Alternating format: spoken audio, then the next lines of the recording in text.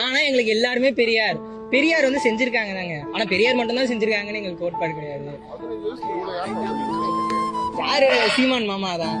நானும் இப்ப அம்மா அப்பா எல்லாம் 2012 இருந்து இருக்காங்க. ஆனா நான் ஏன் 2021 இருந்து நான் வரேன்னா அப்பல இருந்து எனக்கு புரிதல் இல்லை. இப்ப தாவேக்கானர் அவங்க எப்படி ஒரு புரிதல் இல்லாம இருக்காங்களோ அந்த மாதிரி புரிதல் இல்லை. ஏதோ பேசிட்டு இருக்காங்க அப்படிங்கிற ஒரு இதுலதான் இருந்தேன்.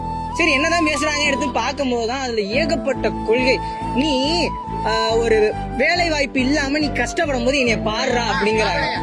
அப்போ இந்த மாதிரி ஒரு வேலை இல்ல அப்படின்னா ஒரு தொழிற்சாலை வருது, தொழிற்சாலை வந்துச்சுன்னா வளத்தை அழிக்குது. வளத்தை அழிக்கிற தொழிற்சாலை ஏன்டா கொண்டு வரீங்க அப்படின்னு கேட்டா உங்களுக்கு வேலை வாய்ப்பு வேணும்ல, அதுக்காக கொண்டு வரோம் அப்படிங்கிற ஒரு முன் காரணம். ஏன் நீ அதை கொண்டு வர?